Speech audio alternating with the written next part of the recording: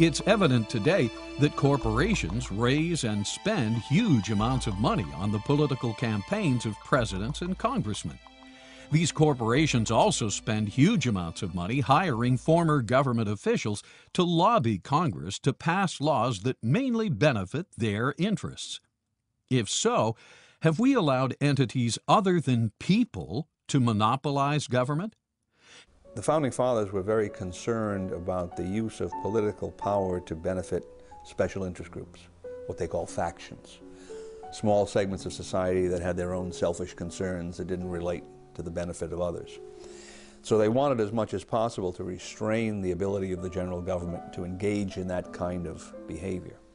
The system that we have today of interventionism serves the interests of the lobbyists, and they represent the international corporations because they have influence. And they say what we need is lobbying reform to keep the lobbyists from lobbying. That is not the answer, because lobbying is just petitioning the government, and we have a right to do that. What we have to do, there's two answers to that. One, if you had the right people in Washington, the right members of Congress who would not yield to the temptation of being influenced by money, the whole program would cease. They wouldn't have any more influence. But that doesn't seem to happen.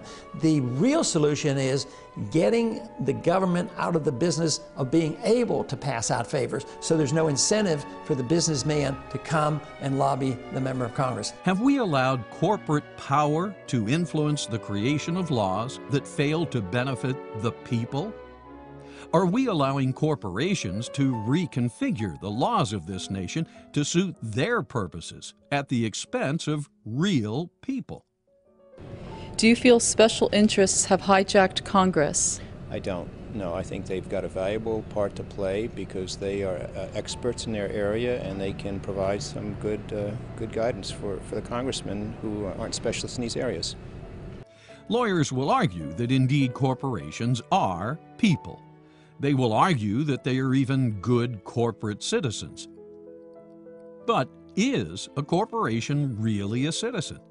Or for that matter, even a person? And what about a multinational corporation? Is that even a citizen of the United States?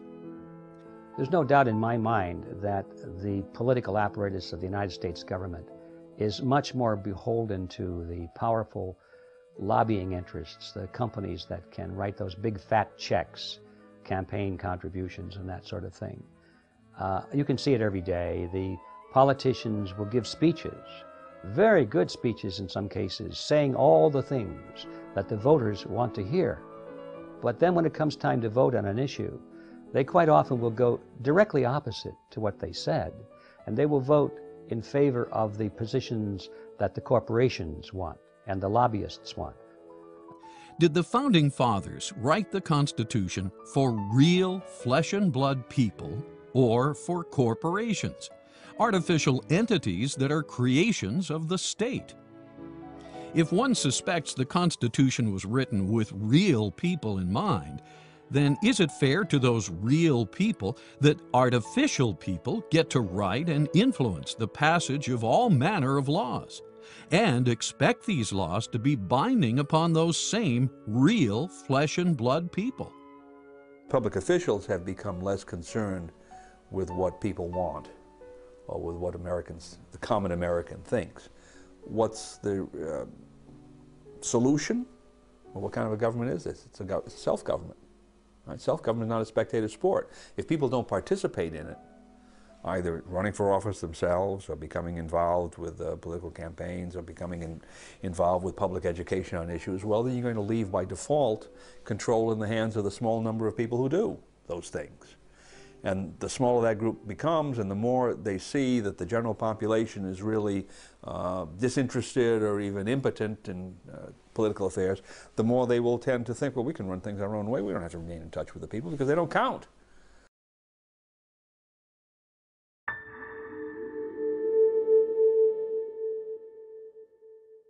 Just as Marxism called for workers of the world to unite, a different totalitarian ideology calls for corporations of the world to unite.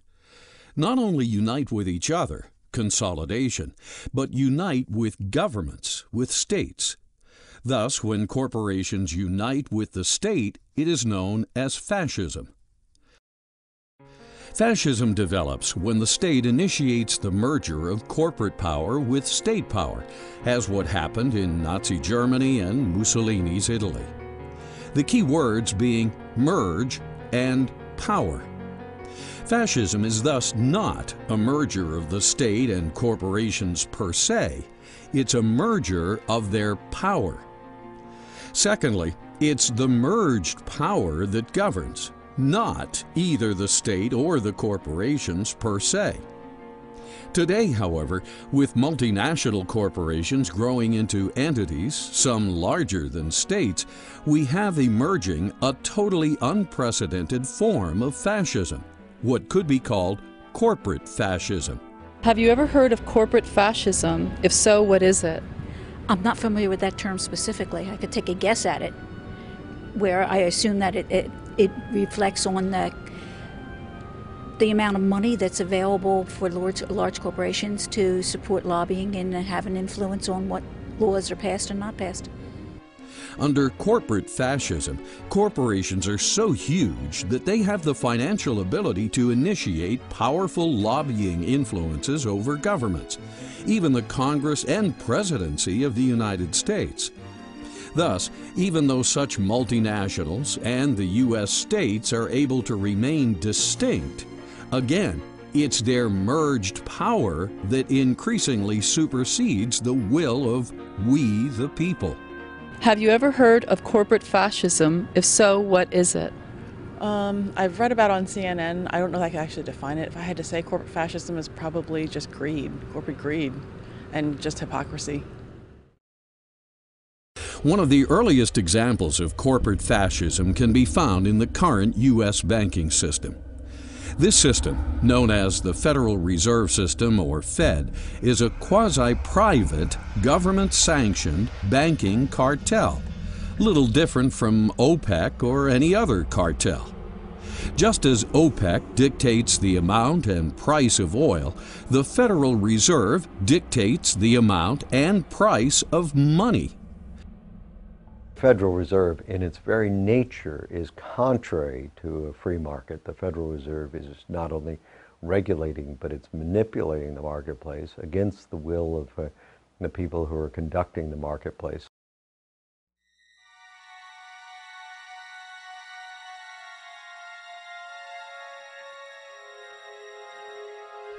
By setting interest rates and determining the amount of money in circulation, this cartel presents the illusion of working for the general welfare, but in reality, it always acts in the best interests of not only itself, but its prime lenders and borrowers, the U.S. government, the major New York banks, and the multinational corporations. With this unlimited balance sheet, the Fed can effectively create as much money as it wants to satisfy Congress's wayward spending habits. This money, known as legal tender, is money not backed by gold, but created by mere government fiat, and now mandated as payment for all debts, public and private. Known as fiat currency, this so-called money is regulated not by the free market, but by a Federal Reserve Open Market Committee that deliberates in secrecy. It is the Federal Reserve System that is at the heart of endless bailouts and the too-big-to-fail syndrome, a system that creates endless amounts of money, that fuels wars and the fascist globalist agenda by basically two mechanisms: monetizing debt and fractional reserve.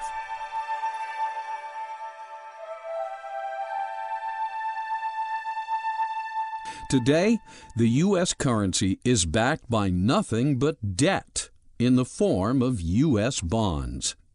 This is known as monetizing debt, the act of converting debt into money. Debt causes inflation because the Federal Reserve System facilitates the conversion of government bonds, government IOUs, into Federal Reserve notes, what we use as a currency. When this is done, the money supply is inflated. When the money supply is inflated, it becomes watered down or diluted. Just like stock, when a corporation authorizes and issues more stock, existing shareholders are diluted. When money is diluted, it has less purchasing power. When it has less purchasing power, prices rise because it takes more Federal Reserve notes to purchase a given product. When prices rise, it has the effect of a tax. Inflation is therefore a hidden tax. If you can delay the payment and hide the payment, that is, borrow money or print money, those who really pay the price are hard to find. They're usually the poor people in the middle class. So it's a very specific plan to have a central bank to destroy money. It's been done for thousands of years. They used to dilute the metals or clip the coins, or even in the old days they tried printing money. Today we do it with a computer. Thus, corporate fascism uses debt, which generates the hidden tax of inflation, to fund its operations and expansion. As far as fractional reserve banking is concerned, that's a problem of fraud. That is, fractional reserve banking is where the bank generates more paper currency than it has, say, gold and silver reserves on a specie standard. And it can really generate as much paper currency as the market is willing to bear, as long as the market has some credence that the bank will pay. And what tends to happen is that the banks overexpand. They play too many of those cards, and at a certain stage the market says, no, there's too much money out here in terms of real resources, and you get what's called a bank run. People come back to the banks and will make good on these promises. The banks can't do it. You have recession, depression, what have you, the whole credit structure drops. Now, if that kind of a system were fully disclosed and everyone knew how it was working, my anticipation is that there would be very few fractional reserve banks. The framers of the Constitution were quite aware of the liabilities of bills of credit and fractional reserve banking. And this is why Article 1 states, "No state shall make anything but gold and silver a tender in the payment of debts."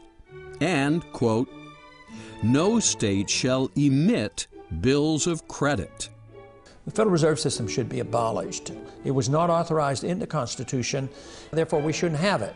But I take a sort of a moderate approach to doing it because there's a lot of people who depend on the system today, and I wouldn't close it down in one day, but I would legalize competition, allow gold and silver to circulate as money, take taxes off gold and silver so you didn't have to pay sales taxes or capital gains taxes, and let the people transition over to gold and silver.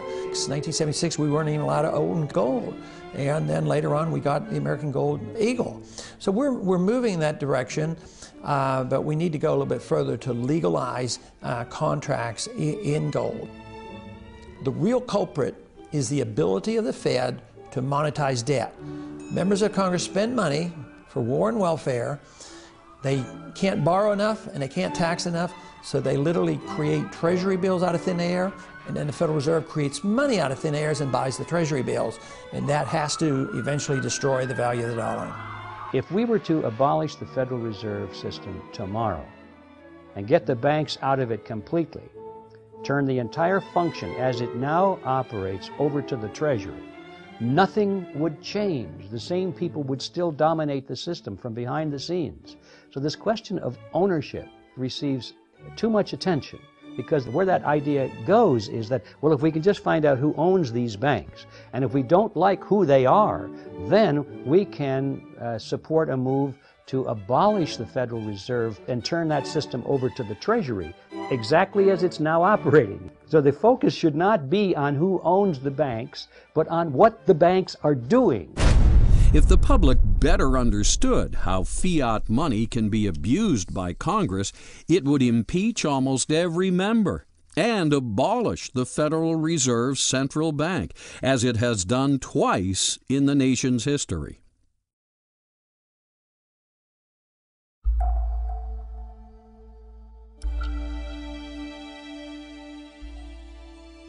General is the problem. What did the Founding Fathers intend when they wrote those words? General welfare has been debated since the Constitution itself. The founders knew that Rome, and every society since the beginning of time, had poor, sick, and unfortunates, and many of these societies tried to help. For instance, in 1597, England had the Elizabethan Poor Laws enacted to provide what were known as the 7 corporeal works of mercy. These works were to feed the hungry, give drink to the thirsty, welcome the stranger, clothe the naked, attend the sick, visit the prisoner, and bury the dead. But is this how you really promote the general welfare, the founders asked? What would happen if you created a society that could actually rise above problems? A society where the government gently facilitated a free and prosperous citizenry, a citizenry so successful there were no hungry, there were no sick or poor, there were no criminals. The Constitution gives Congress the power and the responsibility to provide for the general welfare of the nation. So important is the idea of general welfare. This is the only term that is stated twice in the Constitution, once in the preamble and again in Article 1.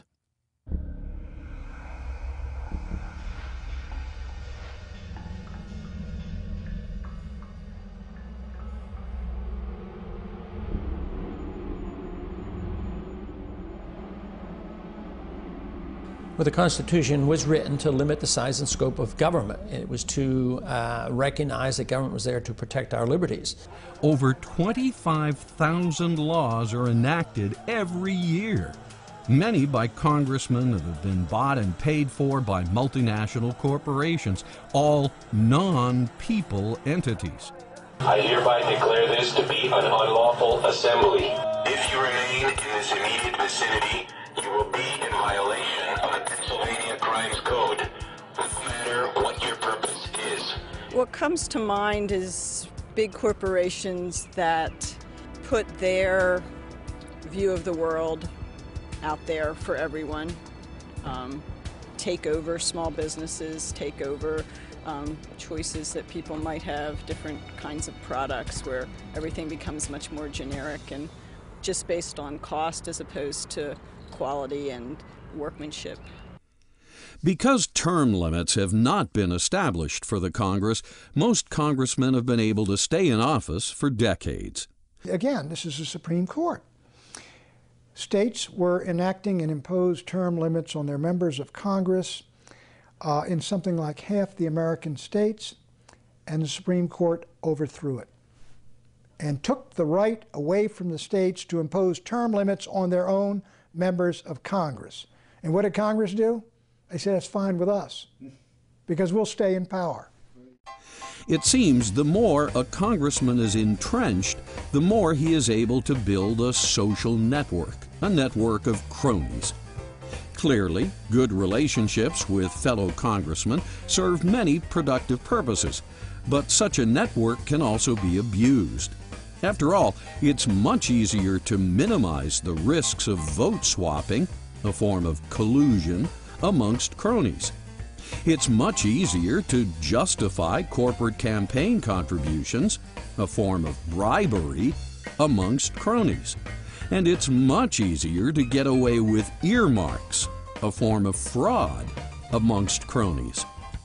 Thus, an entrenched Congress, especially one cast into only 2 major political parties, would seem to be in the perfect position to imperceptibly usurp power from the people and place it into the hands of the corporate fascists that have hijacked Congress. The right place to look for a solution to the problem of corrupt politicians is at the voter and their perception of who they're voting for and what the political principles of their candidates are. You can bet collusion, bribery, and fraud are not practices the founders envisioned for a more perfect union.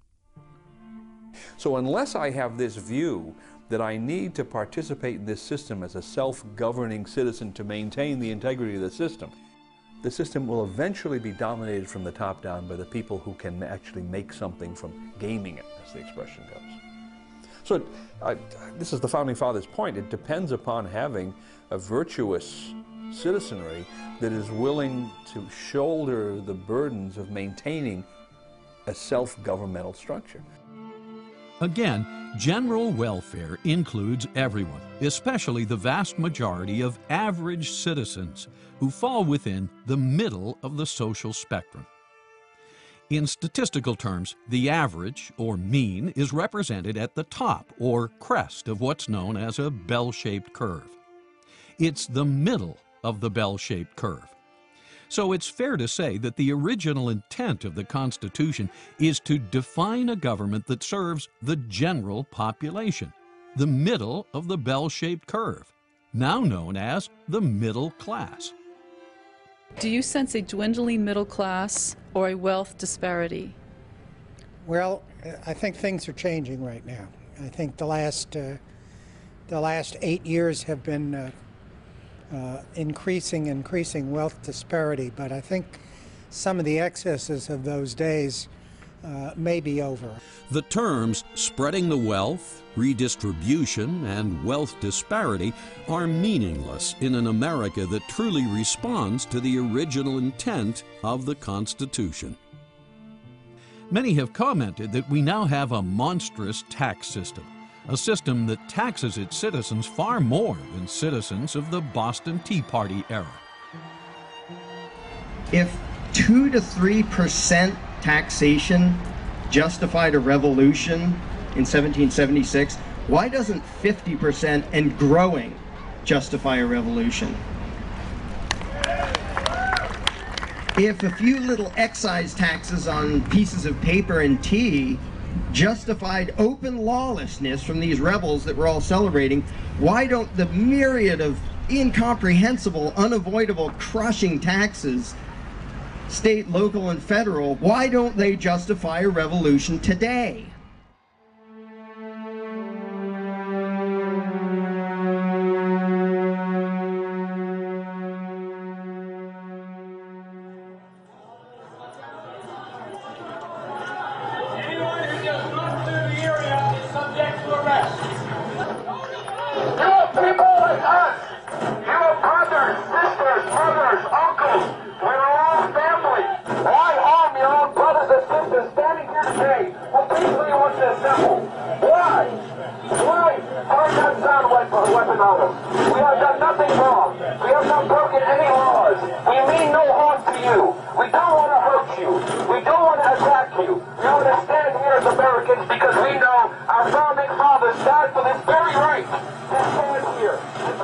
We are the policemen of the world.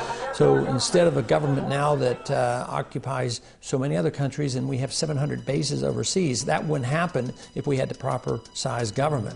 Understand the orders you are taking right now are unconstitutional. Understand right now what you guys are doing here today will play effect throughout history. The Germans, listen to their orders. The Germans violated their civil rights, God-given rights in Nazi Germany in the 30s by simply listening to unconstitutional orders and not questioning authority. We are here because we mean no harm to you. We are tired of these private Federal Reserve bankers who are running this country and destroying this country from the inside. The tyranny that they committed against you and your...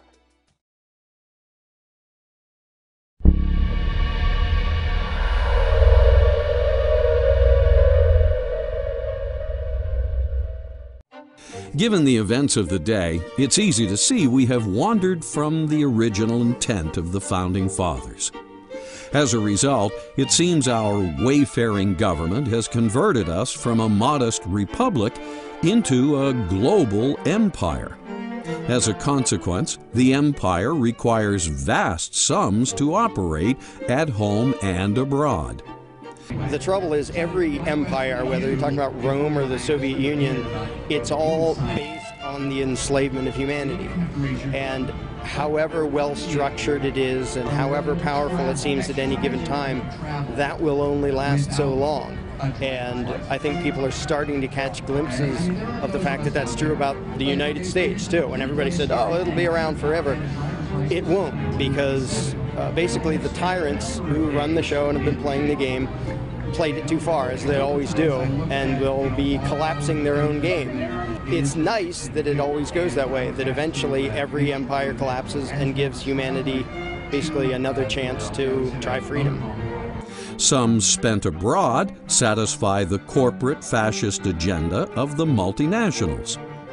Is it thus any wonder the national debt is now well over $10 trillion? How can we do this? Do you feel the federal government has grown too big? No, I do not. I feel that it's probably not big enough given the problems that we have right now. I think it should probably be bigger. Ben Franklin might have answered this question by saying that Americans are too good-hearted. As a result, we have been overly generous to the poor and overly accommodating to the rich. All the while, we have failed to provide for the engine that keeps America strong, the middle class, those neither rich or poor. Do you feel the federal government has grown too big? Yes, I do, and I think it's continuing to get too big. National debt is too high. And of course, we were paying it down until things took a U-turn somewhere about 8 years ago. We are spending almost $500 billion a year on the military, more than the combined spending of the next 25 nations. I think we do spend too much on the military, but not enough on social programs. We spend 4% of our gross national product on national defense, and we're committed to defend half of the world. You can't do that.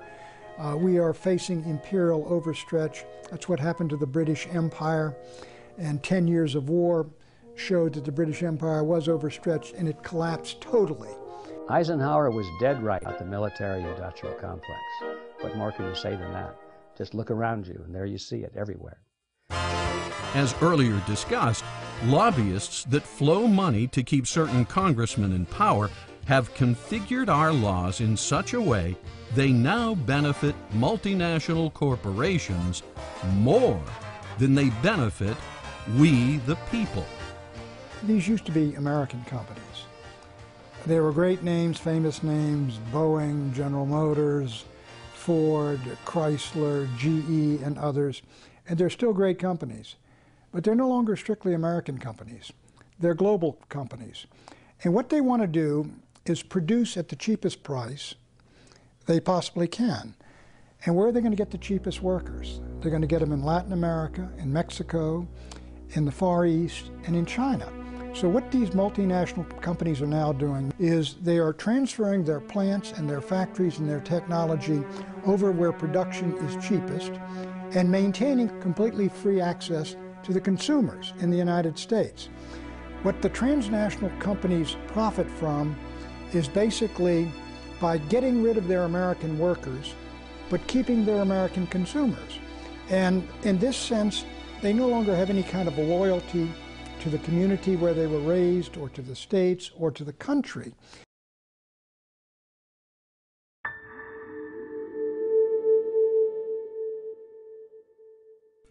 At our peril, we ignore the advice given to us by Jefferson and Washington when they warned us about getting involved in entangling relations around the world. We are giving billions away in foreign aid to governments that are involved in conflicts. And when we do this, it involves us in their conflicts. President Washington said, "We can trust to temporary alliances in times of necessity." Between 1778, when we had our alliance with France, which lapsed in 1800, and 1949, the United States never entered an alliance with any other country. Then we established NATO as a defensive alliance against the Soviet Empire, and we drew a red line across Germany. That was a temporary necessity in the Cold War. When the Cold War ended, the United States should have reviewed all of its treaty commitments to Japan and Korea and Taiwan and Europe and all over the world, and abrogated or dissolved all the alliances that no longer serve the vital national interest of the United States. The Constitution doesn't give the federal government the right to form any alliances like that, where we give our sovereignty to these sort of supernatural national bodies. You know, now I basically say that there is no point for it. It's basically to expend our interventionism and to protect our empire. Because of the conflicts we have now become entangled in, we have over 800 military bases and outposts stationed in over 130 countries around the world. To maintain this infrastructure, we have to spend almost $500 billion a year. Some say $1 trillion a year when you factor in debt service and long-term medical care for veterans. We are facing imperial overstretch. That's what happened to the British Empire, and 10 years of war showed that the British Empire was overstretched, and it collapsed totally after World War II. The United States should simply shed these commitments to fight all over the world on behalf of nations which have nothing to do with the vital interest of the United States. In an attempt to optimize the world stage for capitalism in the name of spreading democracy, if America doesn't stand up for the cause of freedom, who will, Carl? We have, over the past 50 years, resorted to both overt and covert operations. The Bush Doctrine is open-ended. It is, we cannot be secure unless the world is democratic, and we have a right to interfere in the internal affairs of every country on earth to make them democratic. It is an absurdity. We are undertaking an assignment we cannot fulfill. It is endless. It is a formula for perpetual war, for perpetual peace. It is clear, by failing to follow the original intent of the Constitution, we, the people, have allowed the rogue politicians that now infest Congress, the Supreme Court, and the executive to involve us in endless wars, hence endless debt. We spend endless amounts of money into the military-industrial complex which Eisenhower warned us about. Yet all we seem to get in return is perpetual war. The very wise and wealthy financiers of the world, going way back, even before Rothschild's time, have observed that the world was a pretty rotten place to live in, that nations were always fighting over something or other. Somebody was always trying to conquer somebody else, and wars were universal. Too bad about that, but that's the way it is. So we found out, that we bankers, that if we loan money to them, that we get paid back. They don't question what the interest rate is because they're fighting a war. And if they can win the war, they can just plunder the victim and pay us whatever we want out of the plunder. It doesn't cost them anything, really. Then the issue comes up, well, what happens if one of these nations decides not to pay us? The answer is very simple. If they refuse to pay us back, we'll finance an opposing nation or a revolutionary group somewhere else to become an enemy of that nation and attack it and destroy it, invade it. We'll create another war, in other words, in order to get our money back. We'll finance this side to attack that side. And so by financing all sides in a war and keeping the world divided up into warring factions so that no one unit is particularly stronger than the other, the banks can continue to finance all sides of wars forever and always collect their interest because they have the ability of putting one nation against another nation to collect their debts. The military and banking beasts we have allowed to flourish and prosper are eating up money we could be placing towards rejuvenating the school system, the healthcare system, maintaining bridges, roads, and levees, developing fusion, solar, and ethanol energy technologies, allowing savings and capital formation to reduce the cost of products, and providing better-paying jobs for the middle class. Many of our actions and foreign policies have been beneficial and delivered in a good American spirit. However, we have also allowed our government to do some nasty and selfish things, as John Baker explains in his article, Blowback: The Cost and Consequences of American Foreign Policy.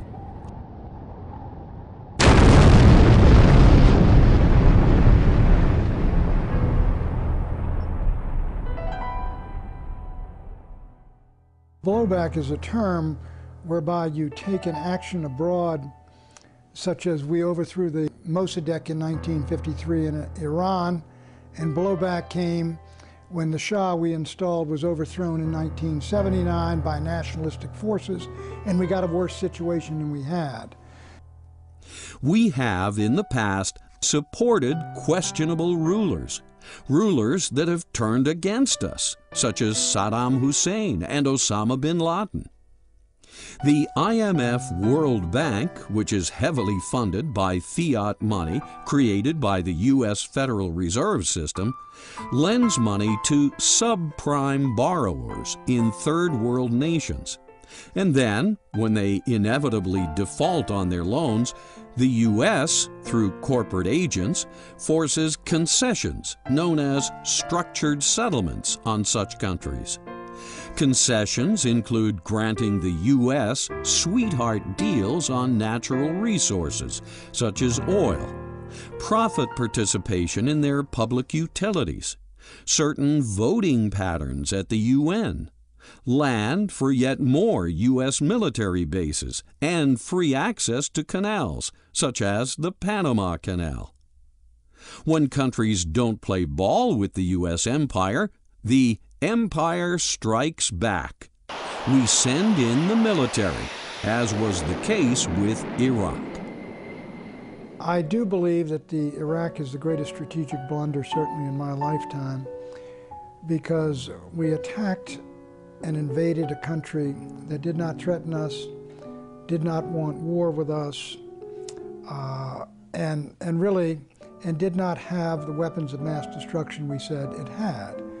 It was an utterly unnecessary war. It has cost 4,000 American dead, 33,000 wounded, $700 billion on the way to trillions of dollars. It has antagonized and alienated the entire Arab and Islamic world. I think it has helped to break the Bush presidency, and I can't think of any gain worthwhile that we have gotten as a consequence of this war. This war could be the beginning of the end of the United States as a superpower and as the lone superpower on Earth. I have to say that most wars in our modern age, in my view, are unjust because they're being fought over reasons which are not honestly stated.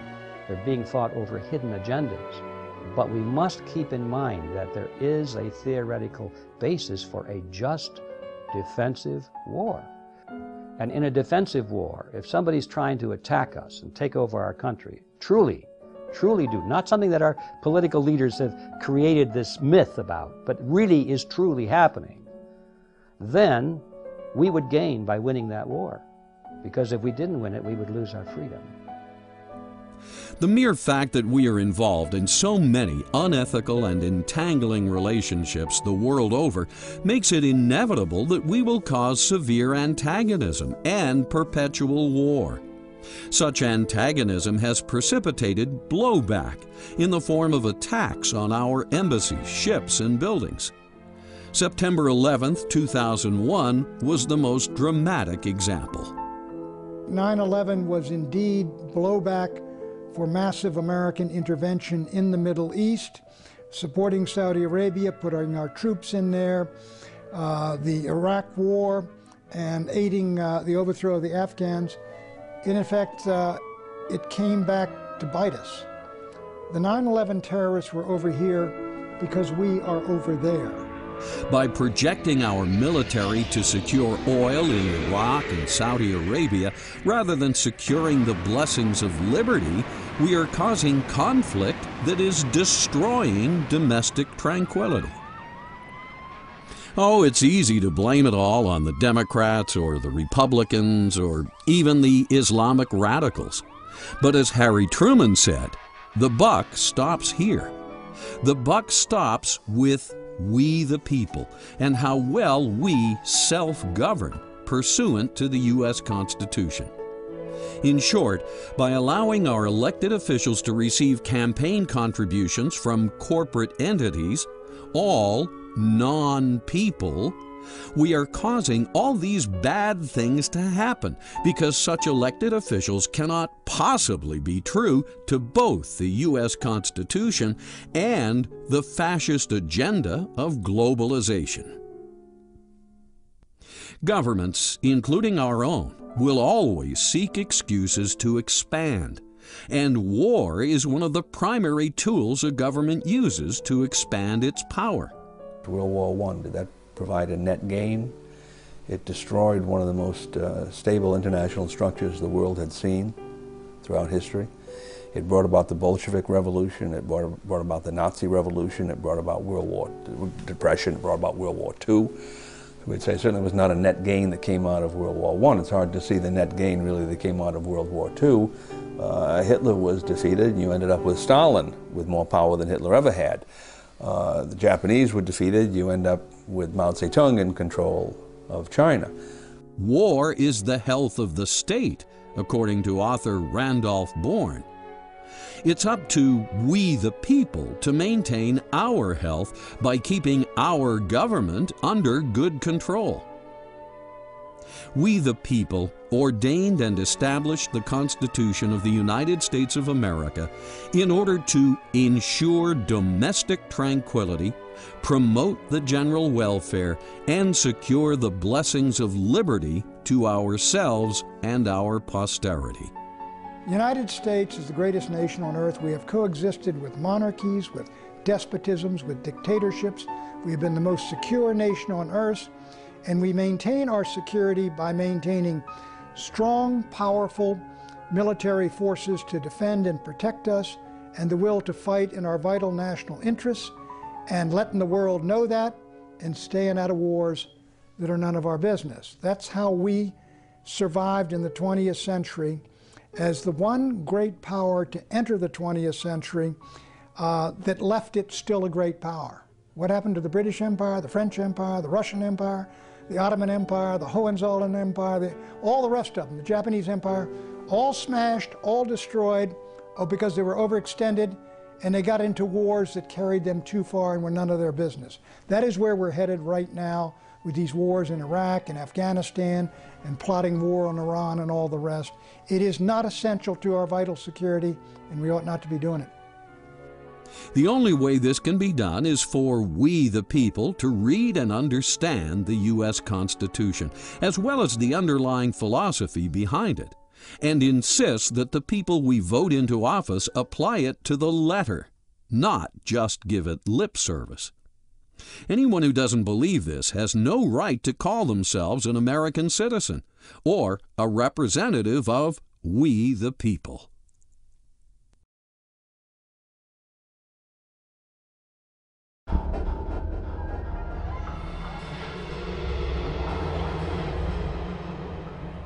There are a lot of factors connected with our drift away from constitutional principles. Among these, the most debilitating is our banking system, the Federal Reserve. Even though the Fed was created by an act of Congress in 1913, its operation and relationship with the U.S. government is amorphous, if not completely nebulous to the public. Some claim this is by design, for the Fed conveniently operates as a close partner when Congress needs to borrow yet more money, but an independent agency when it's convenient to insulate itself from political fallout or its part in precipitating recessions. Thus, in 1913, Congress delegated its duty to manage the money supply to a bunch of elite New York bankers who formed a banking cartel now known as the Federal Reserve System. When the Federal Reserve System was planned in 1910, it was done so without the full knowledge and consent of the people. Born in secrecy on an island off the coast of Georgia, elite bankers of the time sought to establish a central bank that would mimic European banks and ultimately give them complete control over the nation's money. The Federal Reserve is technically owned by the member banks. So we know who owns the Federal Reserve, the member banks. But who owns the member banks is very difficult, if not impossible, to find out. Because the member banks are not registered with any government agency. They're not corporations. They have the basic structure of a partnership or something very private. It may even be something unique, but it's not on the public record. And the owners or the partners of these banks are not about to let it be known. No, it's true that you can buy stock in Chase Manhattan and all that sort of thing. You can buy stock in the Bank of America, and as a stockholder you're listed. But the true control and ownership is not on the public record. And it's easy to hide that. You can use street names, you can use Swiss accounts, you can have corporations holding stock for other corporations which are holding stock for other corporations and that sort of thing. In general, it's possible to completely conceal the controlling interest of the banks from the public. From 1913 to 1971, the elite Federal Reserve bankers managed to slowly decouple the nation's currency from the gold and silver backing required by the Constitution. In 1971, the Fed cartel finally got Richard M. Nixon to disconnect the last vestiges of gold from money, on the pretense that the British and French were redeeming too many of their Federal Reserve notes for gold, something people and countries are supposed to do when Congress and bankers print up too many Federal Reserve notes. But when you went off the gold standard, finally, when we cut it loose in 1971, when I was in Nixon's White House, and the reason we went off the gold standard totally, was that all these dollars that we had poured out in the United States had gone abroad, and the British were coming in with our dollars demanding gold at $35 an ounce or $42 an ounce. They would have cleaned us out. So Nixon shut the gold window. Now that the bond between gold and paper money has finally been broken, over the period of 1913 to 1971, the elite bankers print up as much fiat currency as Congress demands for all manner of welfare and warfare purposes. Of course, anybody who likes big government, whether it's for the welfare state or for warfare, do not like the restraints of a gold standard, because then governments would have to pay for everything. They'd have to tax the people. And if the people were taxed today for all the welfare and all the warfare, all of it would end. The relationship between fiat money and wars is direct and immediate. Wars at the scale that we know them in the modern world would simply not be possible, and they would not happen if it weren't possible for the nations who are waging those wars to raise the money from their population through the hidden tax called inflation. Inflation is caused by the Federal Reserve System through fiat money, the creation of money out of nothing. So, if it were not for fiat money, most of the wars that we've known in recent times simply would not have been fought on either side. Ultimately, all the money that is used to stimulate, rescue, or bail out corporate entities that are too big to fail comes from the Federal Reserve System's power to create money out of thin air, also known as monetized debt, as more fully covered in the movie Fiat Empire. The 2008 Bear Stearns, Fannie Mae, Freddie Mac, AIG, and $700 billion Wall Street bailout, root cause fiat money, not subprime lending, as Treasury Secretary Paulson claimed, are only the most recent examples. Other bailouts in past decades have been Penn Central Railroad, 1970, Lockheed, 1970, New York City, 1975, Chrysler, 1978, Commonwealth Bank, 1972, First Pennsylvania Bank, 1979, Chicago Continental Bank, 1982, and the entire U.S. savings and loan system in the 1980s. The Federal Reserve System makes all this moral hazard possible. Even though the original intent of the founders was for Congress to be the most prominent branch of our government, today's congressmen are shirking this responsibility. They do this by improper delegation of their duties and responsibilities to outside agencies, committees, other branches of government, and even private entities. Why? So they can avoid blame for such things as bailouts and wars and stay in office as long as possible. To the degree they can get the courts or the president to decide on the tough issues, they can avoid making unpopular choices that could get them voted out. Money is the primary touchy issue because money represents the energy of the citizens.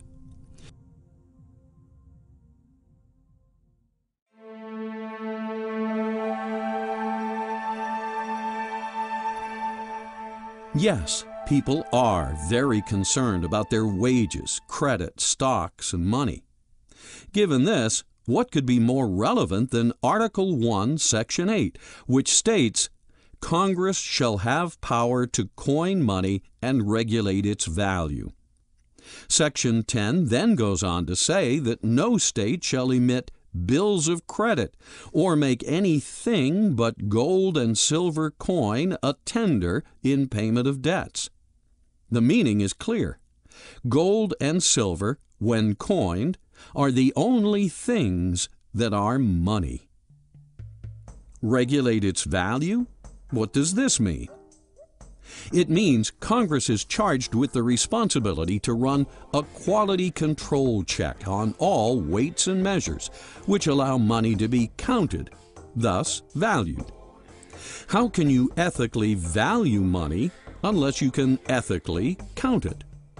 That said, most people don't realize that a dollar is a unit of weight, like a pound or an ounce or a ton. In the U.S., a dollar is the unit of weight of pure precious metal in coin form. Thus, $1 of silver weighs 0.77 troy ounces. In the early 1900s, $1 of gold weighed 0.048 troy ounces. Given the real definition of the word dollar, it's easy to see what the Constitution is talking about when it charges Congress with the responsibility of maintaining the value of a dollar in terms of honest weights and measures. But today, people, and even Congress, misinterpret the original intent of Article 1 in other ways. They think it's Congress's job to maintain the value of the dollar by adjusting interest rates or adjusting the money supply, what's known as an elastic currency. An elastic currency is blatantly illegal per Article 1. Congress has no authority to allow the Federal Reserve Open Market Committee to adjust interest rates. Only the free market has the authority to adjust interest rates through the billions of individual transactions made by hundreds of millions of citizens. Thus, the cost of money, the interest rate, should be valued by the free market, not the Federal Reserve System.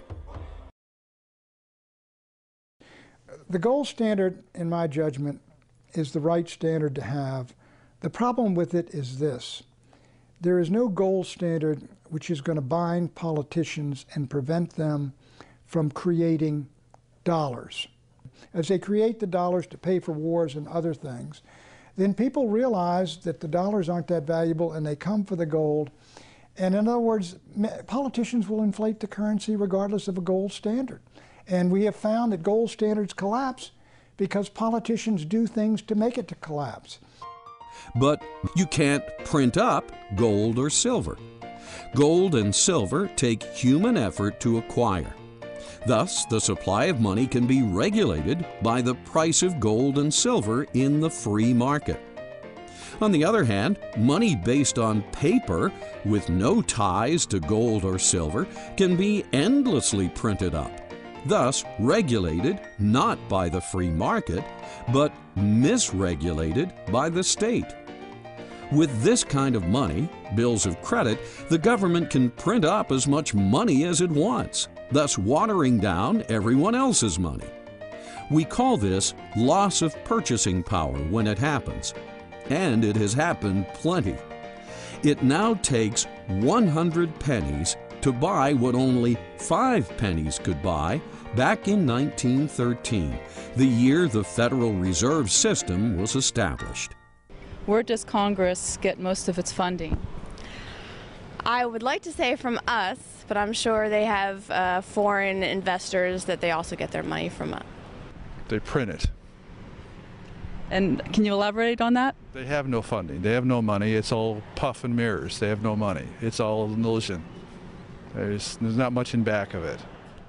The dollar has just gone down precipitously, much faster now. So the dollar of 1913 probably is worth about 3 cents today. And even today it's going down rapidly. So as the dollar lost its backing, slowly but steadily between 1913 and 1971, government did grow. But since 1971, all you have to do is look at the total obligations of the government financially, the debt that has been accumulated, the powers accrued to the government, and they keep growing.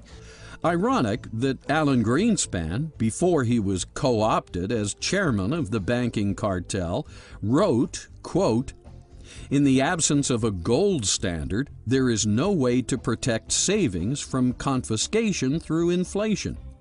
There is no safe store of value," end quote. Today, judging from his book, The Age of Turbulence, Alan Greenspan seems to believe in free markets for every product, service, and commodity, except for the one commodity that's most universal: the cost of money. That is, interest rates.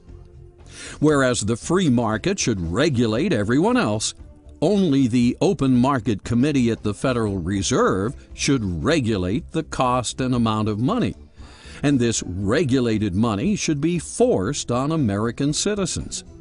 You should have free market principles apply not only within the marketplace of cars and gadgets and widgets and whatever else, so that the good will survive, so that people can do good and do better, so that the best will, so competition can produce a healthy environment where people keep improving their product, but you should have the free market within banking.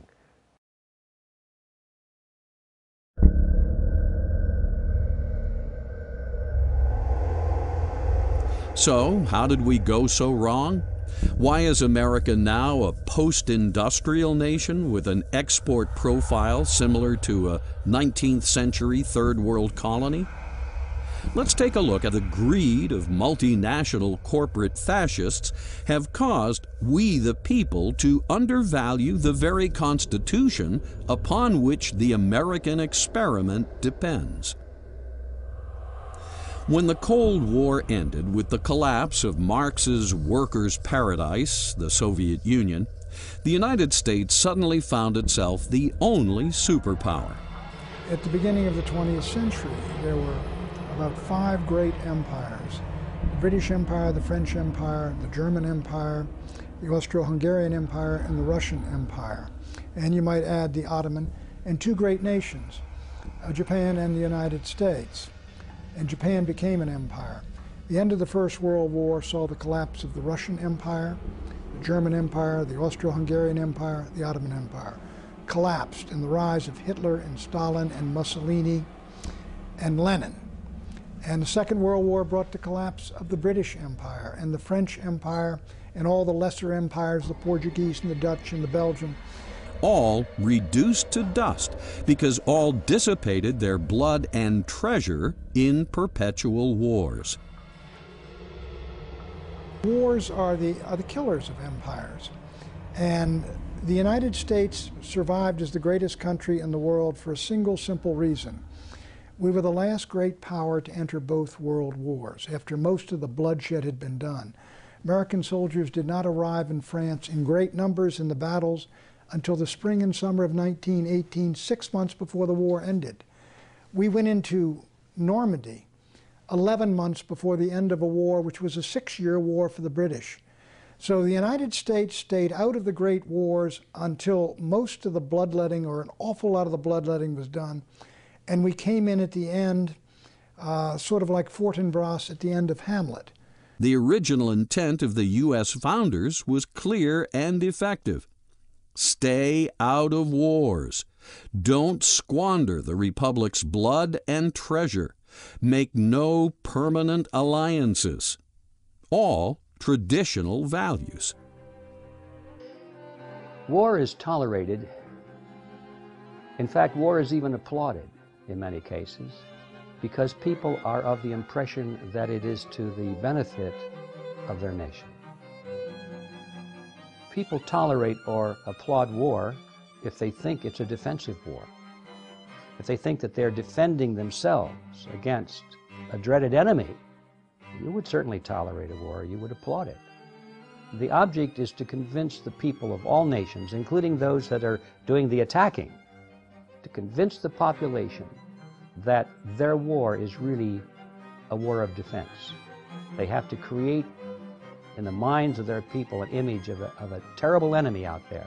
And the reason they're attacking the enemy is because if they don't, he's going to attack them first. So it's a question of who gets the first shot.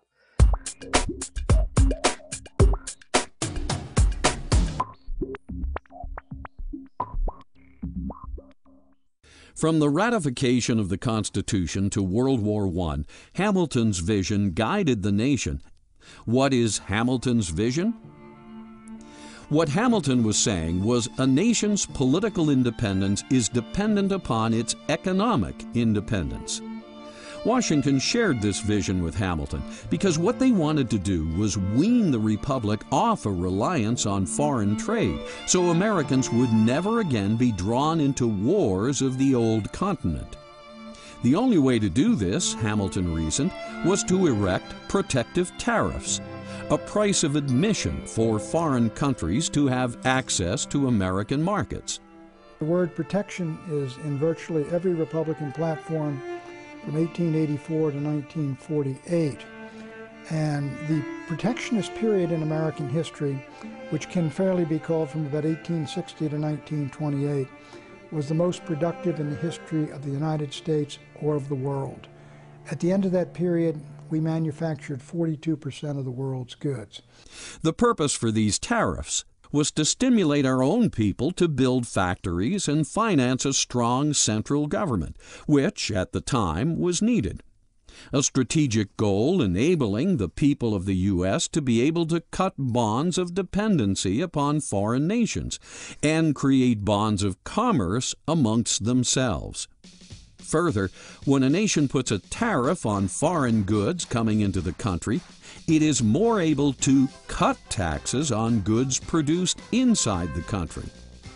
But today, this is known as protectionism, a dirty word with the corporate fascists behind monopoly capitalism, media consolidation, and non-citizen multinationals that have purchased Congress. I believe a trade policy should be crafted to protect the sovereignty of the nation, the economic independence of the nation, and the standard of living of the American worker. Our present trade laws are designed to protect the freedom of transnational corporations to abandon their country, to desert their workers, and to go abroad in search of the highest immediate profits at the expense of the community and the nation that nurtured them.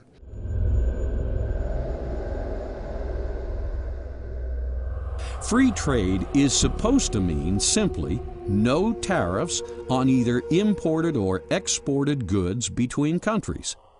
A tariff is another word for a tax. By using the word free, the corporate elite makes free trade seem good. After all, anything that's free is good, right? While Americans buy over 45% of China's exports, China buys less than 3% of our exports.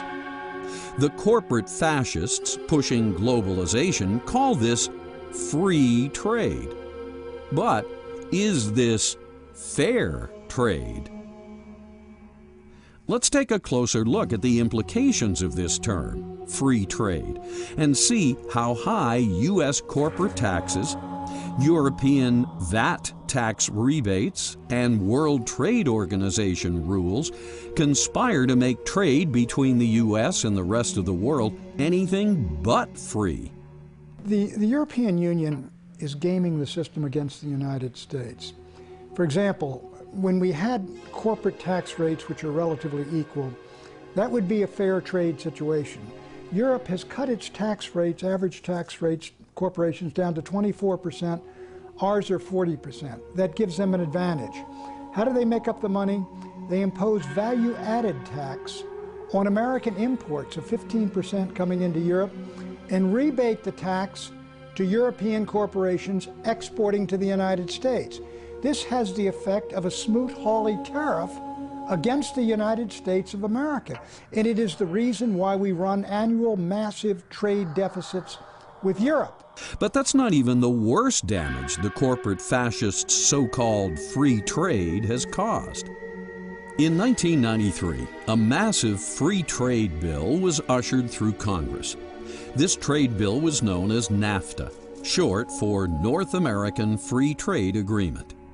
What happens when you set up a free trade zone, as Hamilton set up in the United States, with the 13 states all becoming one common market, what happens is that a central government has to rise above it to enforce the laws and regulations. Hamilton set that up, and what rose out of that was the mighty American government. When the Europeans had the European Union, they made it initially a common market, a free trade zone. Gradually, this enormous government rose up of the European Union that now sits in Brussels, which is becoming a continental-wide government, and the states are losing their sovereignty and independence. If you have a global economy, then you're going to need some kind of political organization to manage and control it and enforce its rules. The beginnings of the world government already exist in the World Trade Organization, the UN, the IMF, the World Bank, the new International Environmental Authority, Kyoto. All of these things are the embryonic institutions of a world government. There definitely is a plan to consolidate the United States, Mexico, and Canada. It's more than a plan. The beginning stages already are well underway. Whether that's a good thing or a bad thing depends on the type of government that will be created. If we had the type of constitutional republic that we were given by our forefathers, if that were in place today, and if that were the concept of the kind of a government that we were going to use in the merger of Canada and Mexico with the United States, I think it would have a lot to be said for it. I would probably be in favor of it. But that is not what's happening today. What is happening today is the merger of these three countries into a collectivist super-regional government. By collectivist, I mean it will be totalitarian in nature. There will be very little room for individual rights. It'll all be dictated from the top, and it'll be practically a model of what we're now seeing happen in Europe and the European Union. The North American Union is absolutely being built. We know about the NAFTA superhighways. We know about the trade agreements that are being set up. We've seen a similar model already with the EU. So yeah, I think it's pretty clear. 15 years later, the results of NAFTA are in. Heroin, marijuana, and illegal immigrants are pouring in over the U.S.-Mexican border. More than 1 million jobs, once performed in the U.S., are now performed by Mexican workers at maquiladora plants. Among the major entities that championed NAFTA were the Council on Foreign Relations, the U.S. Chamber of Commerce, the Wall Street Journal, the Washington Post, the Heritage Foundation, the Brookings Institute, the New Republic, and the National Review. Among those who joined in opposing NAFTA were the following: Ross Perot, Pat Buchanan, Ralph Nader, the AFL-CIO, and the American people. Nevertheless, NAFTA passed. Did Congress care what the American people wanted? Obviously not. Behind this are basically an international elites, many of whom would like to get control of the wealth and the power of the United States and transfer the decision-making authority for that to transnational governments and global governments, and taking that power and authority away from the American people. You have people in the United States who are anxious to merge this country with Mexico and Canada in sort of a North American Union, and then merge that with the European Union. And above that, who runs that? Just as the elites in Brussels and in Strasbourg are running the European Union, so you would have a global elite running the world economy, and the United States would simply be part of this enormously productive North American province of the global economy and of the world government. There are groups, many of them I think, that are seeking to establish a new world order, a world government based on the model of collectivism. You can imagine who these people would be. The ones who control others benefit from a totalitarian system.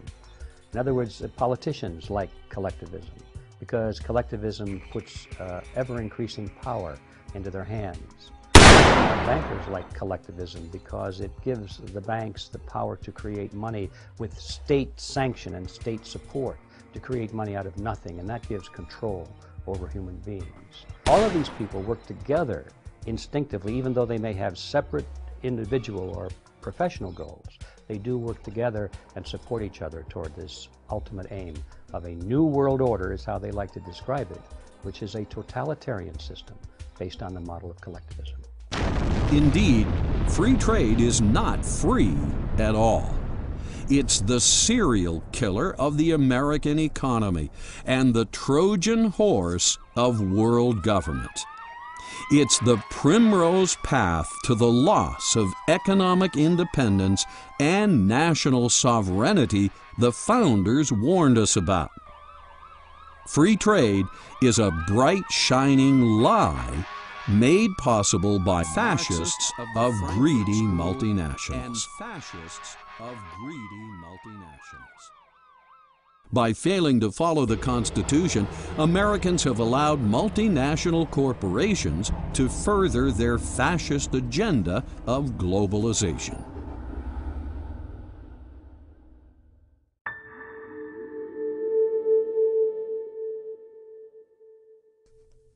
In 1991, the Soviet Union collapsed.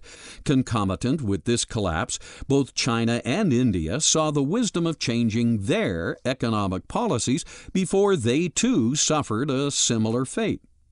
400 million Russians and Eastern Europeans who had been behind the Iron Curtain suddenly joined the global economy. And then when China moved toward capitalism, hundreds of millions of more workers basically went into the global economy to compete. And their competitors are American workers and European workers who were making salaries, say, of $30, $40, $50 an hour in manufacturing. And these hardworking people who are quite willing to work for less, they became an enormously attractive labor market for American industries and American factories, which have been moving to China and to Mexico and to third world countries to take advantage of low-wage labor, very little laws and regulations, low taxes, and by so doing, what's happened is the great manufacturing base of the United States has been exported. Greed-driven Benedict Arnold CEOs were unable to resist the opportunity to fire American workers and exploit people who would work for wages 5 to 20 times less. Thus was born what we now call globalization, the profit-motivated act of exploiting slave labor workforces to produce cheap and unsafe products that can be sold to American consumers until they overextend themselves on credit card and home equity debt. In short, globalization is the daily business of the fascist multinational corporation in its psychopathic pursuit of stockholder value at the expense of human value. And the winners are the owners of the American corporations whose profits are soaring, and the shareholders, And the losers are first world workers, in particular American workers, who are seeing their wages arrested and their wages fall and their jobs going overseas in the millions for the last 30 years. If one day I encounter a lady who just bought a toy from Walmart, I'll say, "Respectable customer, respectable Walmart customer, do you know why you can buy such a cheap toy from Walmart? That's because we workers work all day, every day and night."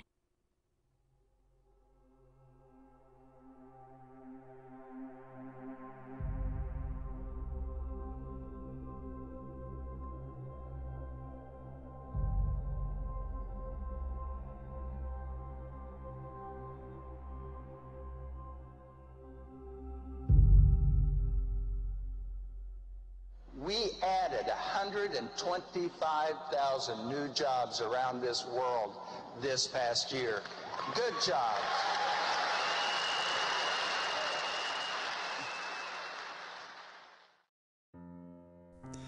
In the 1960s, American companies, not multinational corporations, produced 96% of all that Americans consumed. Now, a fourth of America's steel is foreign-made, a third of its cars, half of its machine tools, 2/3 of its clothes, and almost all of its shoes, radios, telephones, TVs, cameras, VCRs, and bicycles.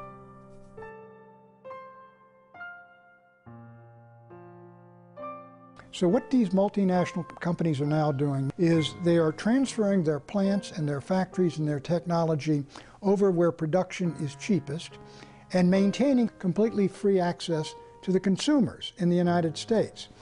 What the transnational companies profit from is basically by getting rid of their American workers but keeping their American consumers. And in this sense, they no longer have any kind of loyalty to the community where they were raised, or to the states, or to the country. Between NAFTA and the Federal Reserve System, both gifts to the American people from greedy Wall Street financial institutions and their fascist multinational corporate clients, the U.S. has seen its dollar lose over 95% of its purchasing power, seen its economic and energy independence squandered, seen its major homegrown industries decimated, seen its working men and women forced to submit to employment as debt slaves, seen its middle class placed into Darwinian competition with foreign workers making slave wages at gunpoint.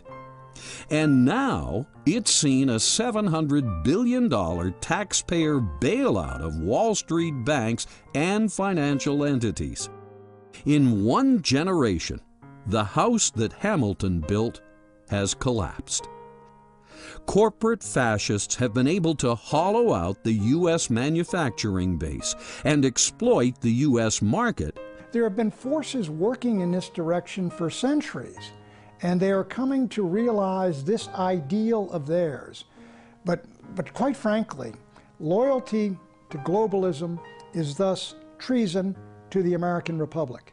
The Council on Foreign Relations, Trilateral Commission, they've been talking about a world government for a long time. They've testified in Congress that they're trying to build a world government. So yeah, absolutely. I mean, it's pretty laid out on the table. That's what's being done.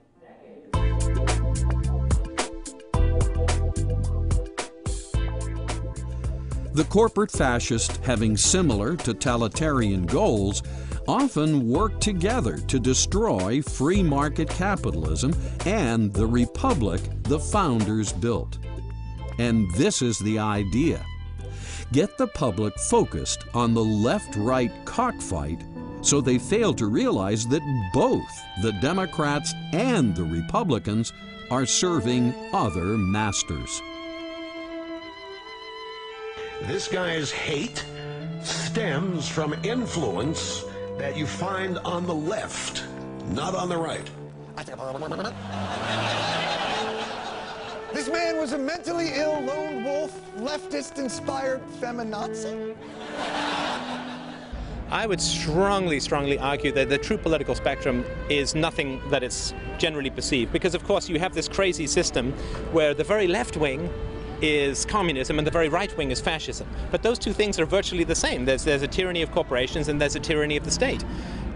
On the Republican side, you have those who want to restrict your social freedoms, like drugs and gay marriage or whatever, and they promise you economic freedoms. But when they get into power, all they do is they restrict your political freedoms, your social freedoms, without enhancing your economic freedoms. On the Democrat side, they say, well, maybe we'll legalize marijuana, we're for gay marriage and stuff, so they're more for your social freedoms, but they're going to tax you to the hilt in order to pay for their various programs. When they get into power, what they do is they don't give you more social freedoms, they don't legalize marijuana or whatever. What they do is restrict your economic freedoms even more. So you have this seesaw, each group promising you one aspect of freedom, each group taking away your freedoms on the other side. Another fallacy that Americans have is that we have this dichotomy in the United States with the Republicans versus the Democrats. That's not a dichotomy. The Democrats want to control us in one way, the Republicans want to control us in another way, but they both want control. People have used this false dichotomy between, let's say, fascism and communism, corporate socialism and monopoly capitalism, have used these false dichotomies to undermine the truth. At one extreme is totalitarianism. The ultimate form of totalitarianism was communist dictatorship of the proletariat, where Stalin ruled a state that was basically a slave state. Very close to that, though, was the fascist totalitarianism of Hitler. At the other extreme is not more dictatorship. You can't have dictatorships on both extremes, because if dictatorship on both extremes, you have no freedom. The freedom has to be at one extreme, and it goes from freedom to a lack of freedom. Dictatorship is at one end of the scale, and freedom is at the other end of the scale.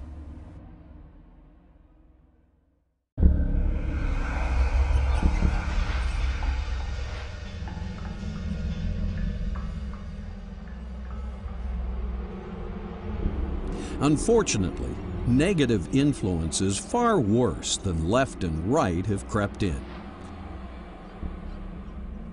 The Federal Reserve, set up by banking architect Paul Warburg, is a European-style central bank, complete with all the inherent problems of the old world. Banking principles diametrically opposed by the founders. Alien concepts, such as backing money by debt instead of gold, lending out more money than you have in the vault, printing up money so banks can stimulate the very economy they just crashed. All this so bankers can charge more for interest and snap up real estate assets with straw buyers in recession markets. Thanks to the Fed, Congress can bypass the public's representatives and wage war with money that has been literally created out of thin air. Are any of these American ways? Did the founders set up the Constitution so John Maynard Keynes, an economist indoctrinated in the environment of our former enemy, should stamp their war-torn European philosophies into the very soul of our nation? Something isn't right here. In Keynesian economics, they endorse the Federal Reserve System.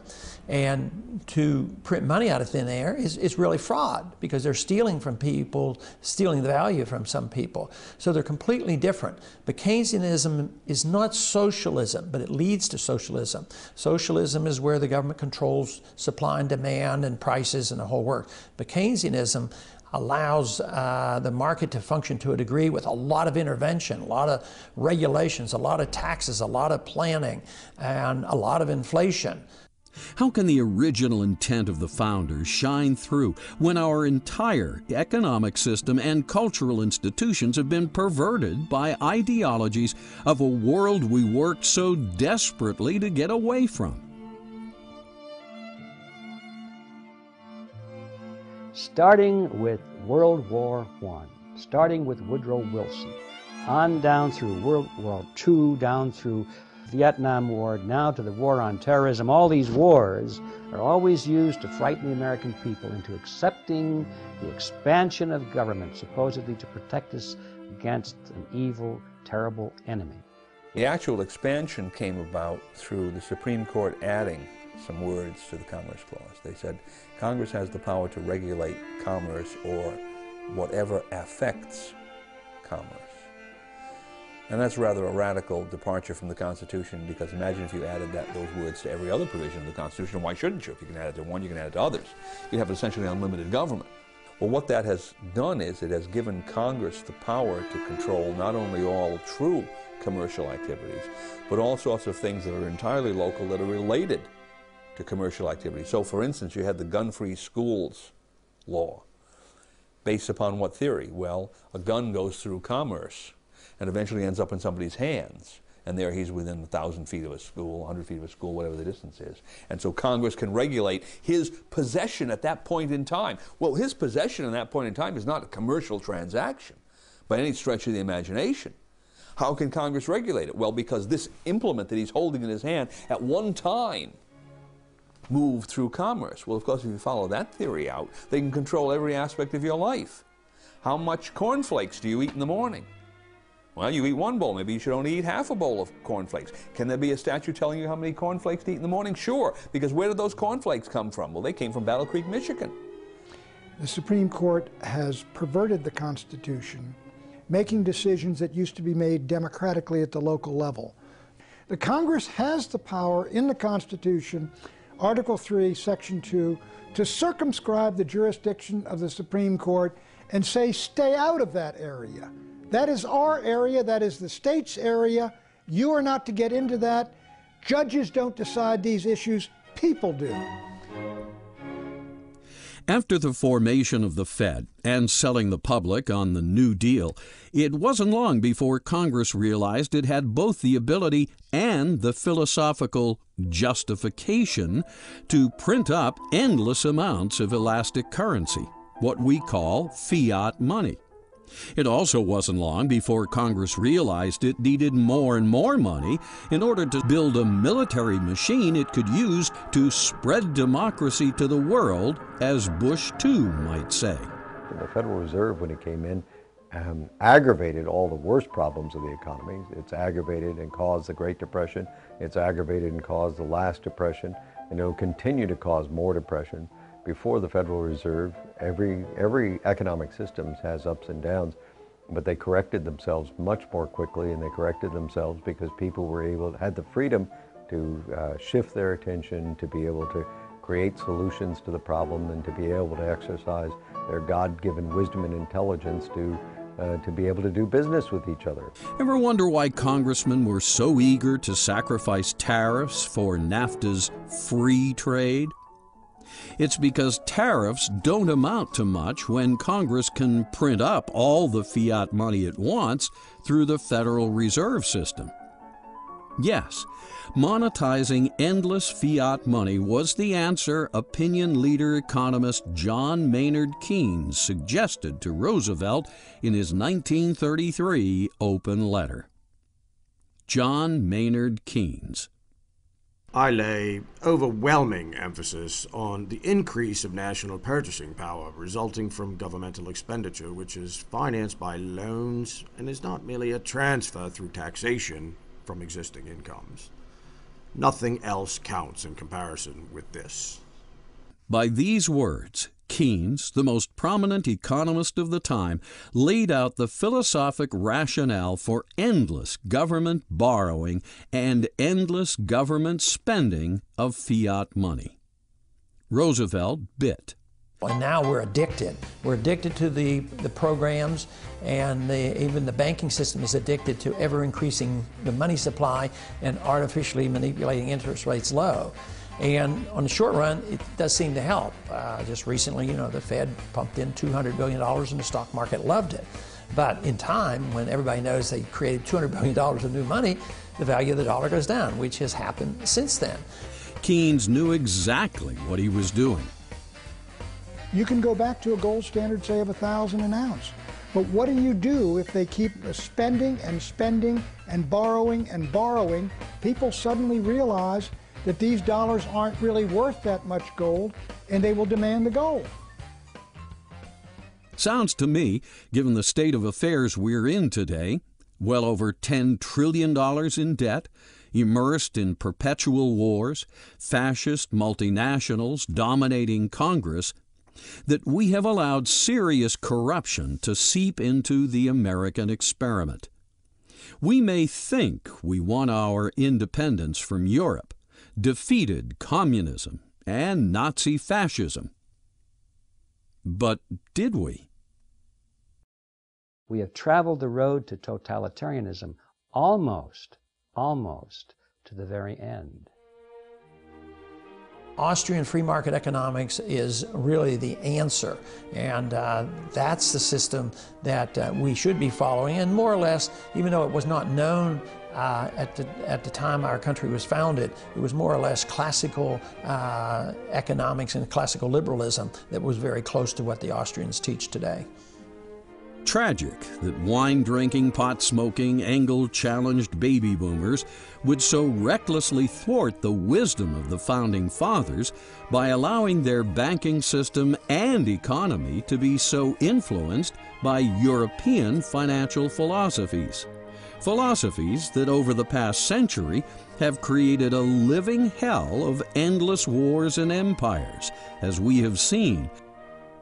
The intent of the founders was to establish a nation that was different from the ways of Europe.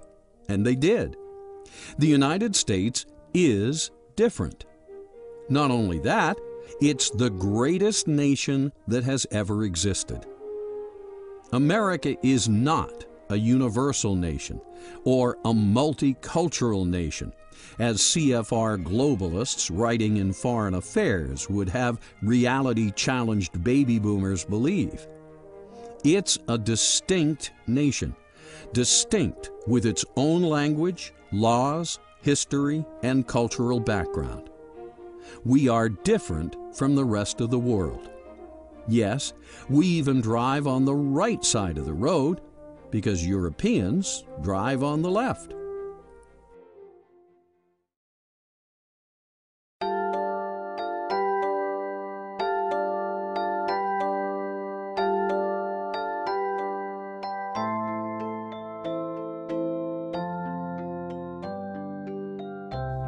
Americans and reality-challenged baby boomers need to wake up and smell the Constitution.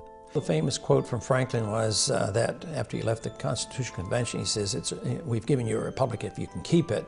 And obviously we haven't done a very good job. I think if people want to live in a democracy or a republic such as ours, then they're more than free to do so, and we should lead by example, not by force. Citizens need to get familiar with the original intent of the founders and realize that the forces of corporate fascism have been raping and pillaging the United States for decades.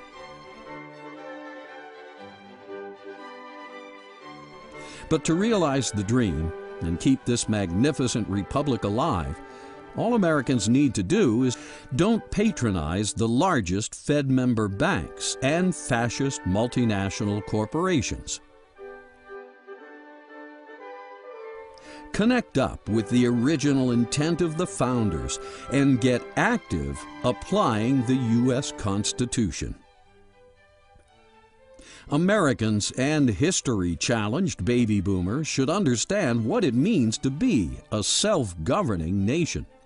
They need to understand the Constitution from a philosophical point of view, not just a mechanical point of view. Why were certain things emphasized and others not? Why is a well-regulated militia necessary to the security of a free state? Why is the term general welfare the only term that appears twice? What principles lay behind the Constitution and why? If citizens better understood these things, they would be able to go about their lives with a greater appreciation of the rare opportunity they have been given to live in the American experiment. Instead of pessimism, they would have the realization that America has just begun, that the future will be even more incredible than anyone imagined. Take 3 steps and it will happen. Yes, the corporate fascists that dominate American industry and global commerce will threaten and flail. Yes, there will be a percentage of religious fanatics that attack the United States or hate us because we flourish and prosper. And yes, there will always be secular robots and iconoclasts that hate traditional values. But the founders somehow knew all this, for they had studied thousands of years of history and countless failed civilizations. From these lessons, they built the Constitution of the United States, and this document has succeeded as no other. The blueprint for the longest-standing republic in history is in your hands. Eventually, even the corporate fascists, the Islamic terrorists, and our current special interest-dominated Congress will see the light and become part of the general welfare. In the meantime, don't give liberty-challenged members of society the power to enslave us all, just because a relative few have so little faith in the original intent of the founders and the United States Constitution. The Constitution of the United States represents no threat whatsoever to our form of government.